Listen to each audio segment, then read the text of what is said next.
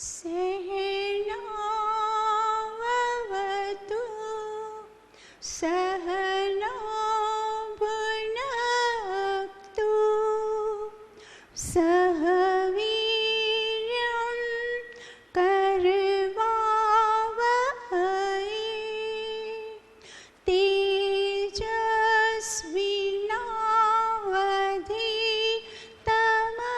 तेजस्विनावधीतमस्तु मा विद्विषावहै।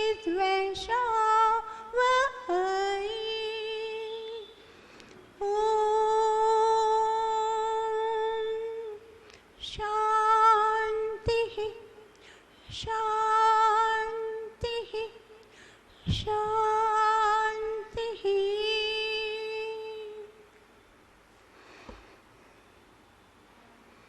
सर्वेभ्यो नमः।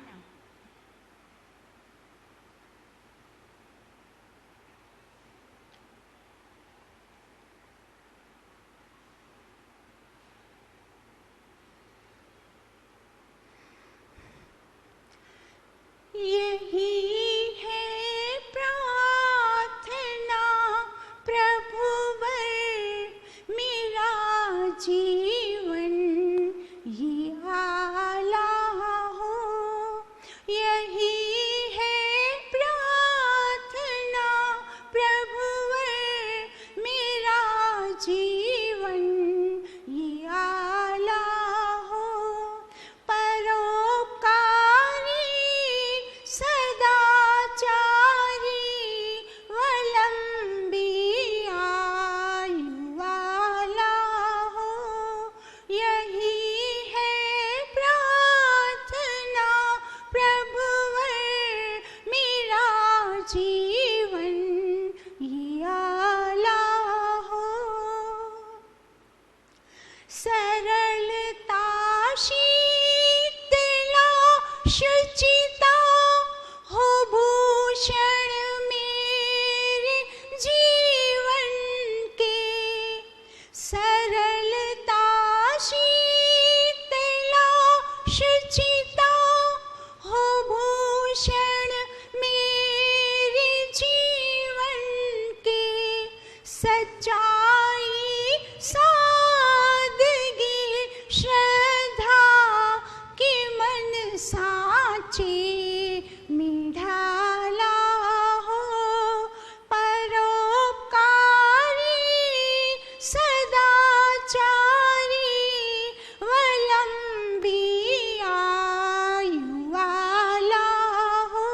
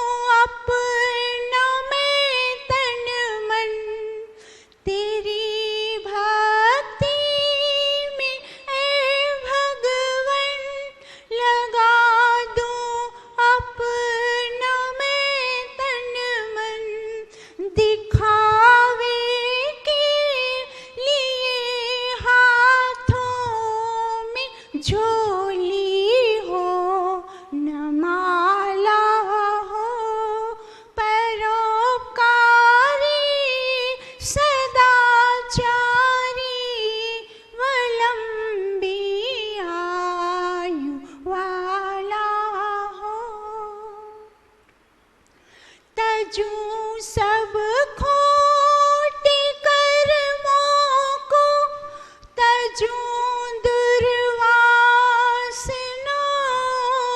को, तजूं सब खोटे कर्मों को, तजूं दुर्वासनाओं को, तेरे विज्ञान दीपक का मेरे मन में उजाला हो, परोपकारी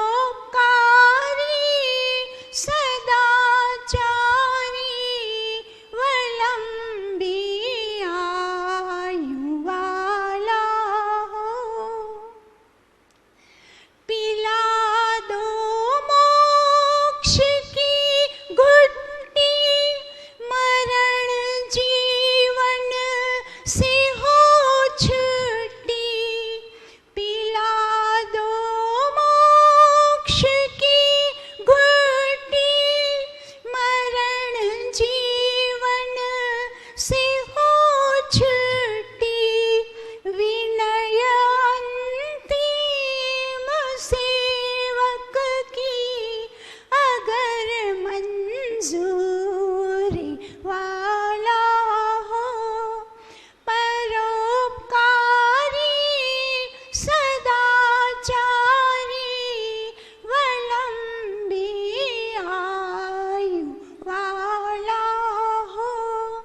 यही है प्रार्थना प्रभुवर, मेरा जीवन ये आला हो।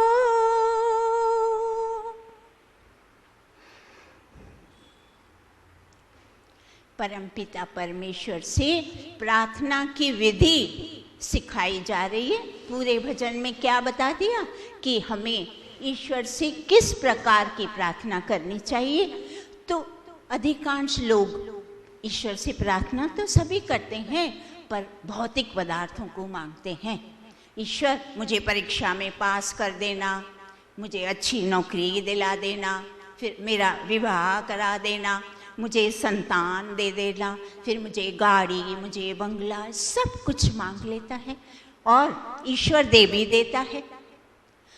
पर हम अगर थोड़ा गहराई से सोचें तो ये सब कुछ जो भी हमने प्राप्त किया, भौतिक पदार्थ प्राप्त किए, गाड़ी मांगी, बंगले मांगे, नौकरी चाकरी, बिजनेस, पोता पोती, सब कुछ मांग लिए।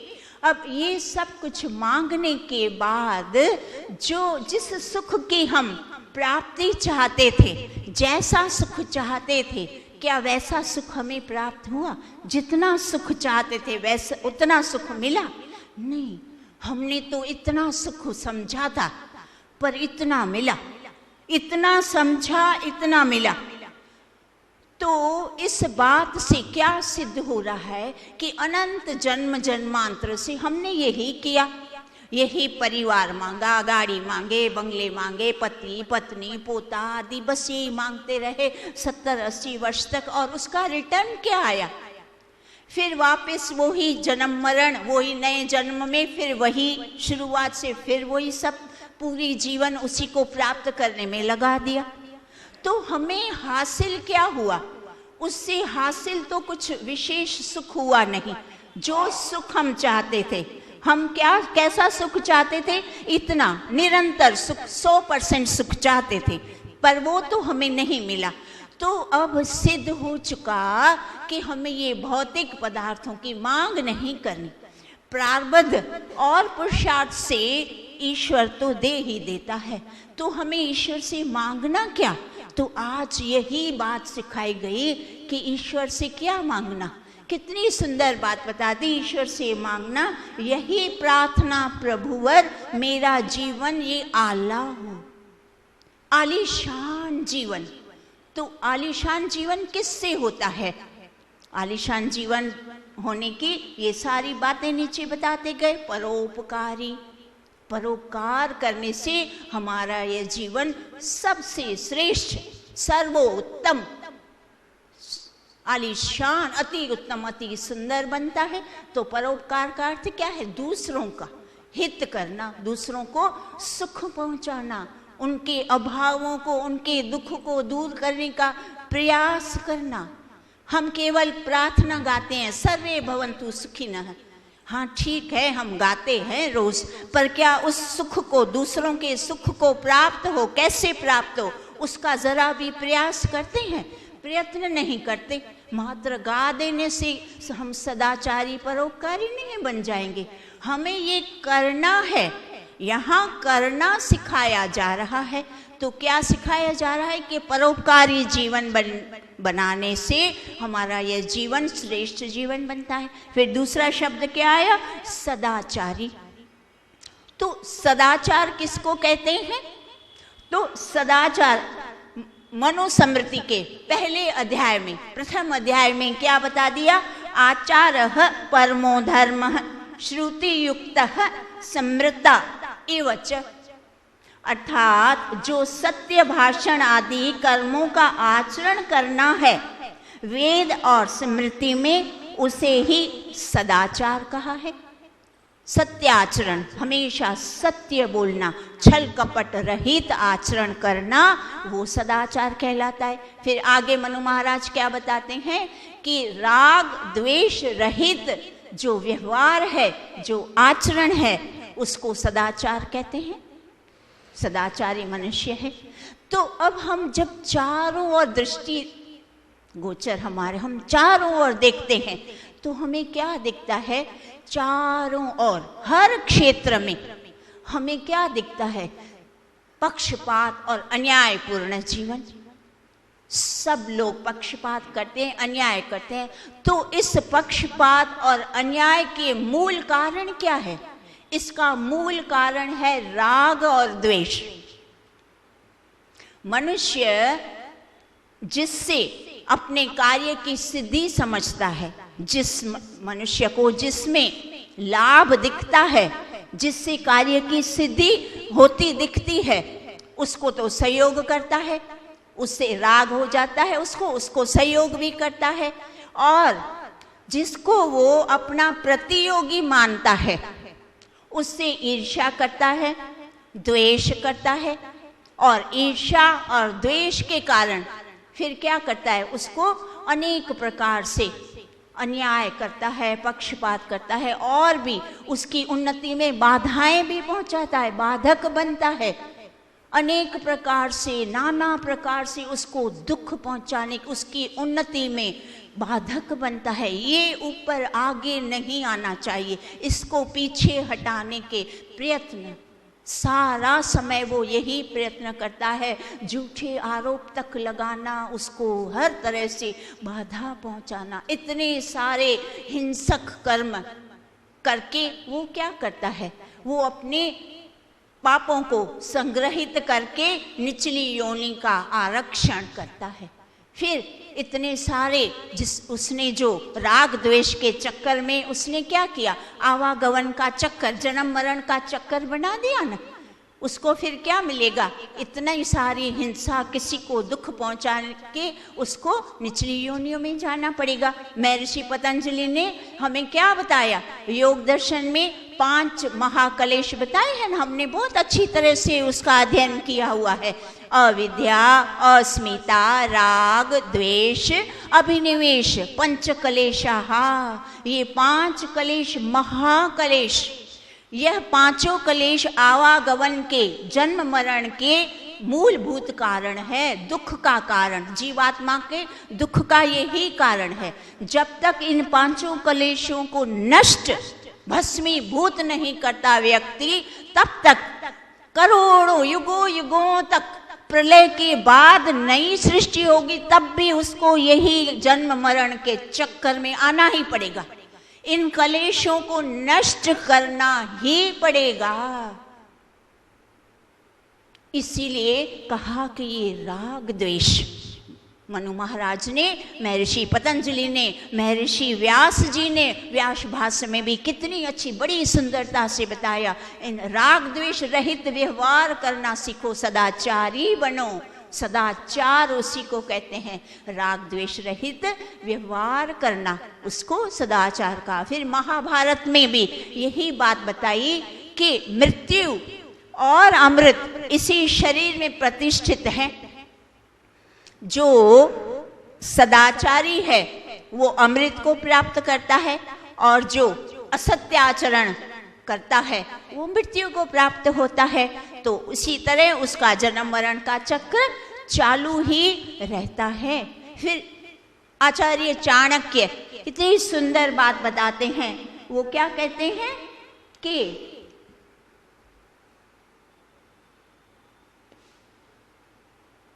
आचार्य चाणक्य बताते हैं, मृत्युर अपि धर्मिष्ठम रक्षिता, मृत्योर अपि धर्मिष्ठम रक्षिता। अर्थात ये जो मृत्यु है ना, वो भी सदाचारी की, धर्मिष्ठम अर्थात धर्मात्मा अर्थात सदाचारी की, सदाचारी मनुष्य की मृत्यु भी रक्षा करती है, अर्थात उसकी आयुष लंबी होती है। अभी यहाँ क्या बात चल रही थी कि परोपकारी और सदाचारी हमारा जीवन, और हमने क्या मांगा, हमारी आयु लंबी मांगी। तब हमें ये क्या वेद बता रहे हैं, वेद शास्त्र सारे ऋषि मुनि आचार्य विद्वान जन हमें क्या बता रहे हैं कि सदाचार से मनुष्य की आयुष लंबी होती है, मृत्यु भी उसकी रक्षा करती है, अर्थात आयुष उसकी लंबी होती है। सदाचारी मनुष्य क्या करता है, सबका भला चाहता है, भला करता है, मन से, वचन से और कर्म से, तीनों से वो सबको सुख पहुंचाता है। जब सबको सुख पहुंचाएगा तो सबके पास से उसको क्या प्राप्त होगा, आशीर्वाद प्राप्त होगा, और वो आशीर्वाद उसकी आयुष को लंबी बनाता है। इस प्रकार सदाचारी मनुष्य की आयुष लंबी होती है। तो हमें सदाचारी बनना। आज का भजन तो इतना सुंदर, एक एक पंक्ति उसकी मंत्रों से भर भर के, एक कक्षा तो क्या 10 कक्षाओं में भी अच्छे से संपन्न न हो पाए, इतनी अच्छी बातें बताई। सरलता, सरलता अर्थात क्या, अंदर से और बाहर से सरल, जो मन में है वो मुंह में। आज हम क्या देखते हैं, मन में कुछ, मुख में दूसरा और कर्म में तीसरा। तो इस तरह से इसको असत्य आचरण कहा, दुराचार कहा, दुर्व्यवहार, दुष्ट व्यवहार, अधर्म व्यवहार है यह व्यवहार हमें छोड़ना पड़ेगा। सरल, शीतलता, चाहे कहीं से भी अंगारों की बौछार हो रही हो, पर हम अपनी स्थिति में शीतल, एकदम ठंडे, सरोवर समुद्र की तरह। अग्नि, समुद्र के अंदर कितने में अंगारे अग्नि डाल दो, समुद्र कैसा रहता है, शांत। बस इस तरह की हमें क्या करनी है, शीतलता, हमेशा शीतल बनाने का प्रयास। शुचिता, शुद्धता, हमेशा अंदर से भी शुद्ध, बाहर, अंदर मन अंतःकरण हमारा शुभ कैसे रहता है, सद्गुणों से शुद्ध रहता है, अशुभ गुणों से मन अशुद्ध हो जाता है। और ये सब क्या बताए, ये सब आभूषण है, ये हमारे जीवन के आभूषण। जैसे शरीर को आभूषणों से सजाते हैं ना, इतने महंगे महंगे हीरे जवाहर खरीदते हैं, क्यों, कि हम सुंदर दिखें। तो हमारा सच्चा, हमारे जीवन के आभूषण कौन से बता दिए, परोपकार, सदाचार, सरलता, शीतलता, शुचिता, सच्चाई, सादगी, फिर श्रद्धा, ये मन में सारे के सारे गुण हैं, ये हमारे आभूषण हैं। इन आभूषणों से हमारा जीवन श्रेष्ठ बनता है, सुंदर बनता है, आकर्षित बनता है। सादगी, सादगी का अर्थ आप सोचेंगे सादगी से क्या लेना देना, तो सादगी का तात्पर्य है कि फिजूल खर्ची। जब आडंबर में, दिखावे में मनुष्य महंगी महंगी चीज़ों, ब्रांडेड चीज़ें मात्र अपने लिए ही खरीदता रहेगा, फिर सदाचार परोपकार के लिए उसके पास कुछ बचेगा ही नहीं। मेरे पास, मैं मेरा करूँ कि इनका करूँ, फिर तो यह स्थिति बन जाएगी ना। तो इसीलिए सादा जीवन, जो आवश्यक है वो खरीद लिया, बस। फटा है तो क्या हुआ, सी लो, नया नहीं खरीदना।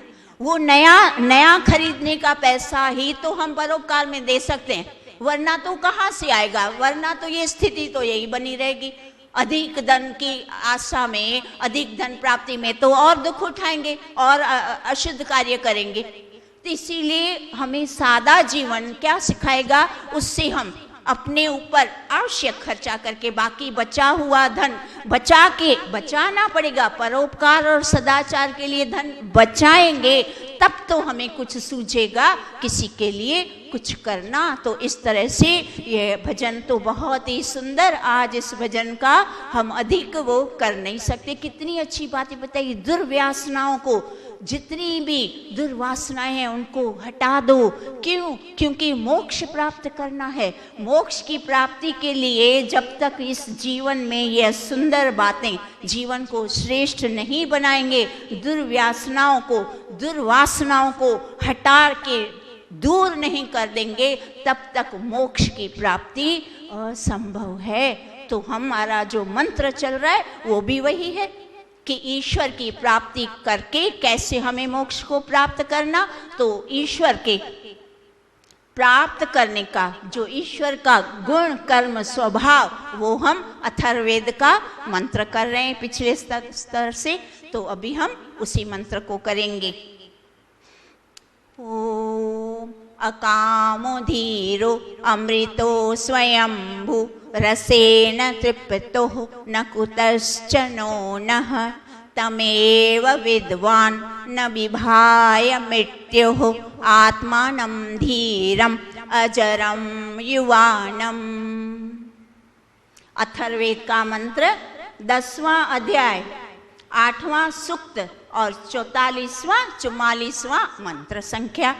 तो हमने प्रथम पंक्ति अच्छी तरह से अगले सत्र में हमने समझ ली। अब आज हम दूसरी पंक्ति का अध्ययन करते हैं। तो दूसरी पंक्ति में क्या बताया? तमेव विद्वान न विभाय मृत्यु हो। प्रथम पद क्या आया? तमेव विद्वान।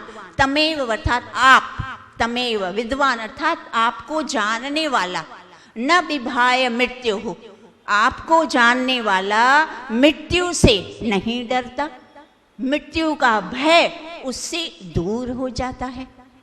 अब इसको थोड़ा अच्छे से समझते हैं कि मृत्यु का भय हम देखते हैं समस्त संसार में, सारे संसार में कुछ गिने चुने तत्वज्ञानियों को छोड़कर सारे मनुष्य, सारे प्राणी मृत्यु से डरते हैं, मृत्यु का भय लगता है। कोई भी मरना नहीं चाहता, सब शरीरस्थ रहना चाहते हैं। तो ये मृत्यु का भय क्या है, क्यों है? तो मृत्यु के भय में मुख्य रूप से 2 कारण है। मृत्यु के भय के मुख्य 2 कारण है। प्रथम कारण है अज्ञान। तो अज्ञान संक्षिप्त में, हमारे पास कम समय है तो हम संक्षिप्त में इसको समझते हैं कि कौन से अज्ञान है। तो मनुष्य को यह सबसे बड़ा अज्ञान यह है कि यह जो शरीर है वो समझता है यह मैं हूं। तो जब शरीर की मृत्यु होती है तो वो समझता है मेरी मृत्यु हो रही है, इसीलिए उसको मृत्यु से भय लगता है, बोलता है नहीं मैं मरना नहीं चाहता। अब हमें बहुत सारे मंत्रों के माध्यम से यह बताया गया कि तू यह शरीर नहीं है। जैसे एक जो हमारा बड़ा सुप्रख्यात मंत्र है, वायुर अनिलम अमृतम अथेदम भस्मांतं शरीरम। अब इसमें क्या बताया? इसमें यजुर्वेद के मंत्र में बताया कि यह जो आत्मा है हमारा, वह कैसा है? वो नित्य है, अमर है, अटल है, इटर्नल है, शाश्वत है, कभी नहीं मरता, इसकी मृत्यु आती नहीं, ये अविनाशी है। तो और आगे क्या बता दिया? भस्मांतम शरीरम।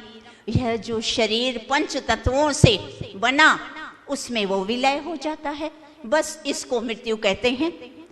दूसरी कोई मृत्यु है ही नहीं। और फिर आगे ये जो कठोपनिषद है, इतनी सुंदर बात बताई। कठोपनिषद में क्या बताया?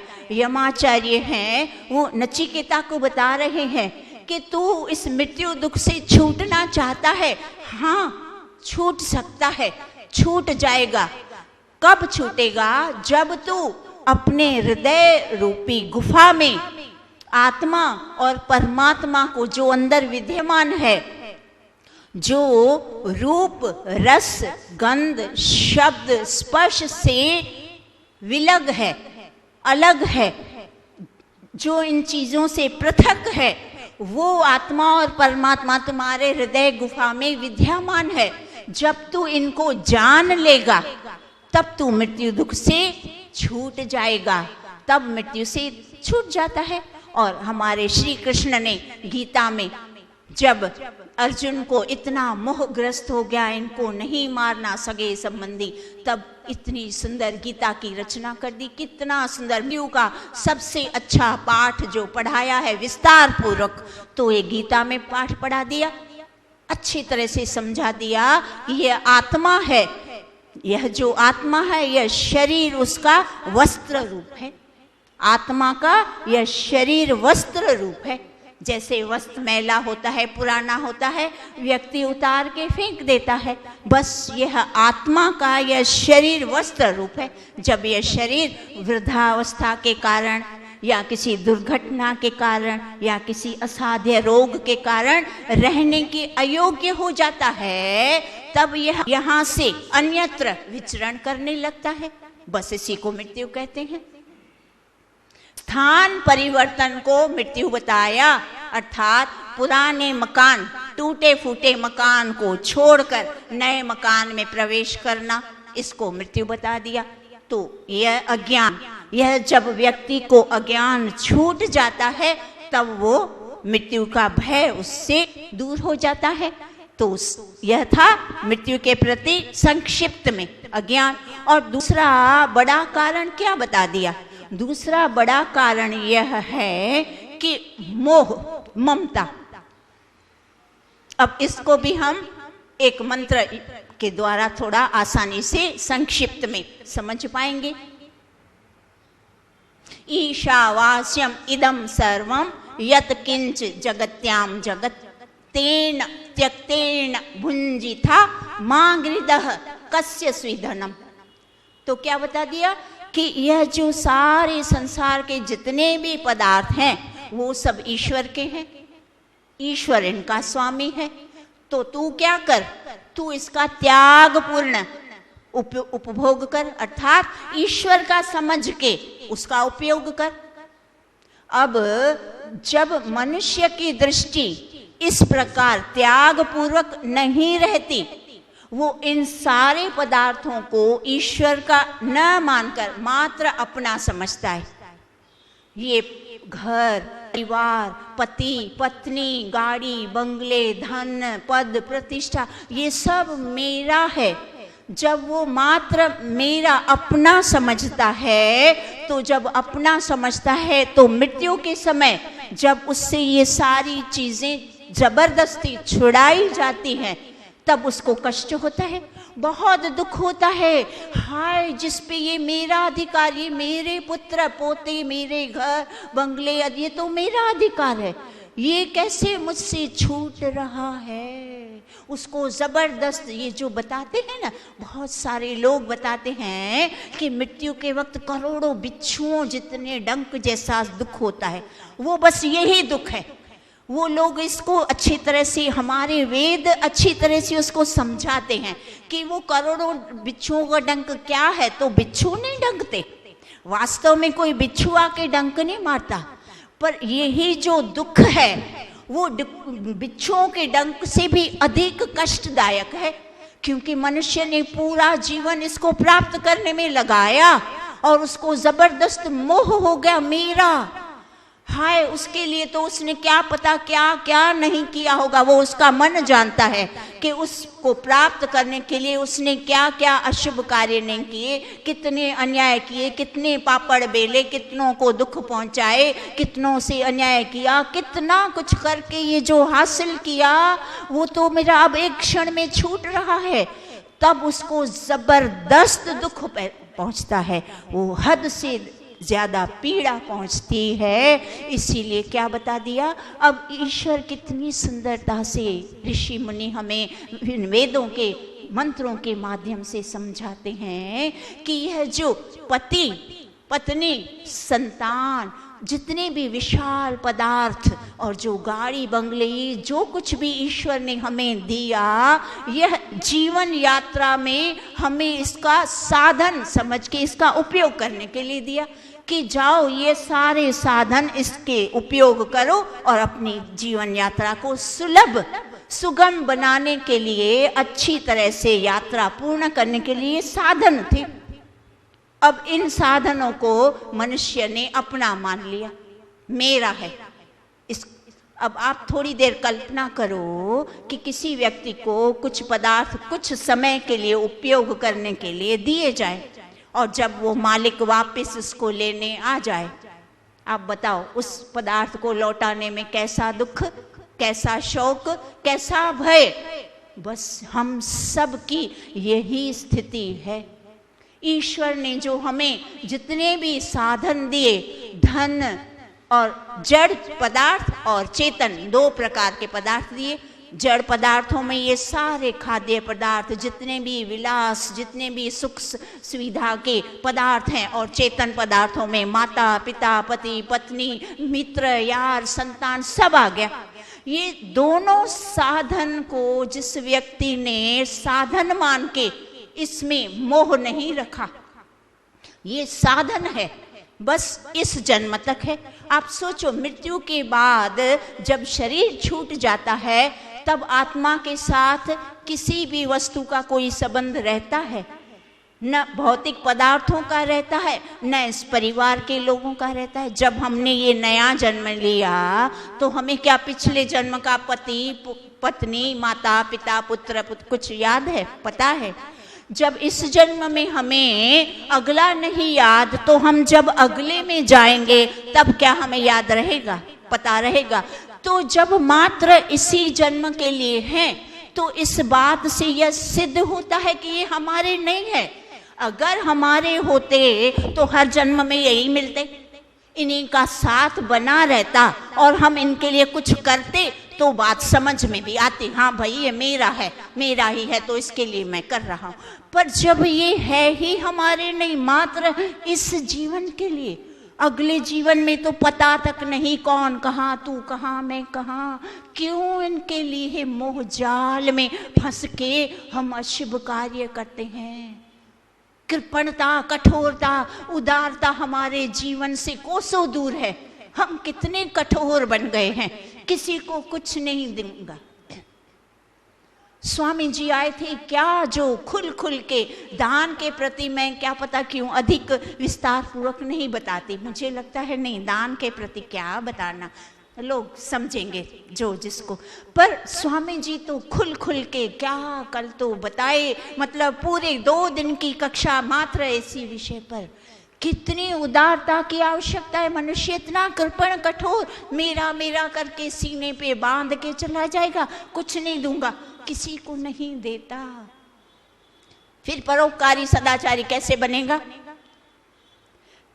सदाचार और परोपकार करने के लिए सर्वप्रथम मन में क्या चाहिए?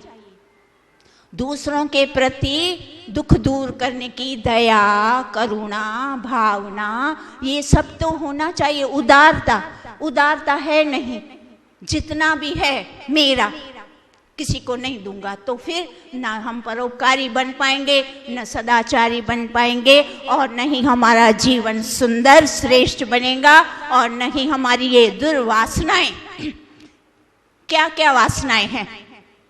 धन की ऐषणा वासनाएं है ना, धन की वासना, परिवार की वासना, यश की वासना, इन तीनों की वासनाओं में ही हम पड़े रहते हैं। सारा जीवन मनुष्य का इन तीनों वासनाओं में भस्मीभूत हो जाता है और आवागमन के चक्कर से पीछा छूटता नहीं।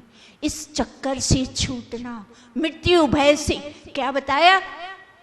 न तमेव विद्वान न विभाय मृत्यु हो। जो आपको जान लेता है वो मृत्यु भय से दूर हो जाता है, मृत्यु भय से छूट जाता है।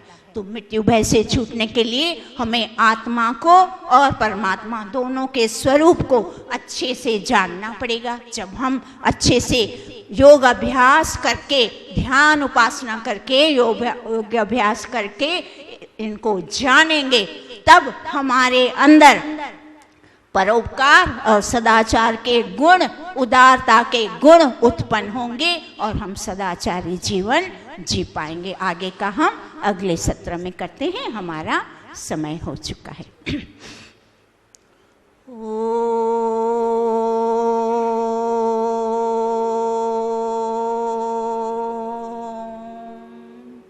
ध्यो शान्तिरन्तरिक्षं शान्ति पृथिवी शान्ति रापः शान्तिरोषधयः शान्ति वनस्पतयः शान्तिर्विश्वे देवा शान्ति ब्रह्म शान्ति सर्वं शान्ति शान्तिरेव शान्ति सामा शान्तिरेधि। ओ शान्ति शान्ति शान्ति। सर्वेभ्यो नमः। आप सबका बहुत बहुत धन्यवाद।